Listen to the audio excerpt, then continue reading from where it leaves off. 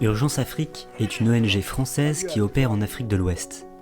Au Togo, dans le village de Govu, l'association envoie des bénévoles pour des missions d'éducation et sanitaire. Les filles, il y a un S à la fin de filles. Il y en a plusieurs. Ça marche? Allez, c'est bon.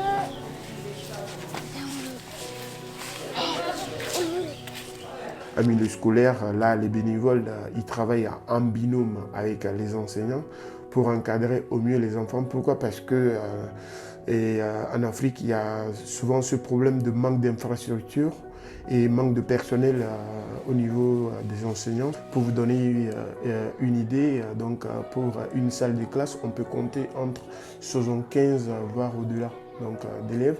Donc, ce qui fait que l'enseignant a du mal à couvrir toute la salle. Et peut-être les enfants, ils ont des difficultés pour apprendre, beaucoup de difficultés. Il n'y a pas de l'électricité. Souvent, les enfants, pour apprendre, il faut apprendre la nuit. Et si le parent qui n'a pas de torche pour payer les piles, mettre dedans, l'enfant ne peut pas apprendre.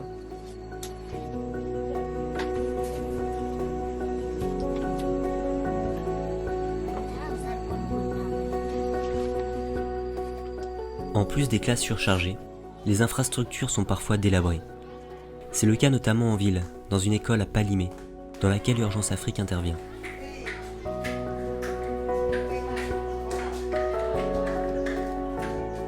Le grand bâtiment que vous voyez, les toits sont enlevés. Quand il pleut, ça tombe dedans. Quand il a le soleil, ça frappe les enfants aussi. Donc, nous sommes obligés de les faire partir à la maison lorsque la nature est mauvaise. L'eau tombe et vient dans la classe, donc on est obligé de partir ou bien de se réunir dans un coin et on laisse la leçon. Donc les programmes ne vont pas vite. Les enfants souffrent quand il y a le vent soulève, n'est-ce pas, les tôles. Donc nous avons écrit à des autorités, on a parlé, n'est-ce pas, des gens pour nous aider à recoiffer, n'est-ce pas, le bâtiment. Mais c'était en vain. Urgence Afrique veut nous aider à réhabiliter, n'est-ce pas, le bâtiment. Vous verrez que, n'est-ce pas, le sol aussi, les ciments sont enlevés. Donc, tout est à refaire. Notre effectif diminue de jour en jour. Avant, on avait plus de 500 élèves dans cette école. Maintenant, nous ne sommes plus même à 300 à cause de l'état de notre bâtiment. Les bénévoles peuvent également venir l'été pendant la période des vacances scolaires. Le but, apprendre en s'amusant.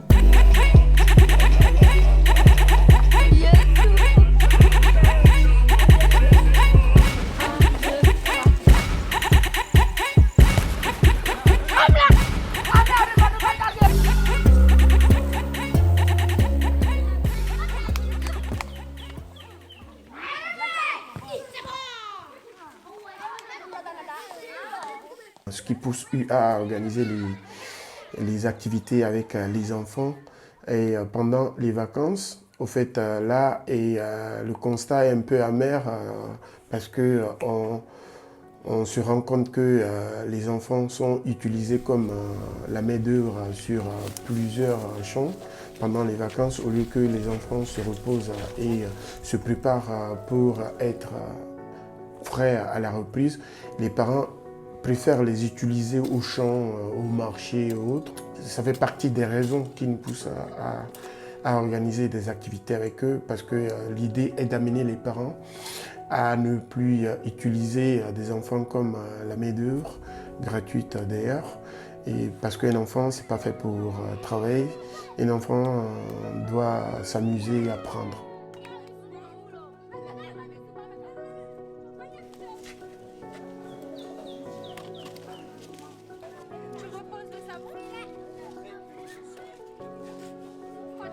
Si des bénévoles appartiennent à un corps médical, il est également possible pour eux d'exercer leur métier. Donc la mission consiste à ramener l'hôpital vers les patients. Là, étant donné que les villages avec lesquels nous travaillons sont des villages très paumés, enclavés, ils n'ont pas accès aux soins. Donc là, pour donner une idée, là, l'hôpital le plus proche ou un centre de santé le plus proche se trouve à des quinzaines de kilomètres. Si vous êtes étudiant ou professionnel, quel que soit le domaine, et que vous avez du temps à offrir, n'hésitez pas à contacter Urgence Afrique pour participer à ce projet.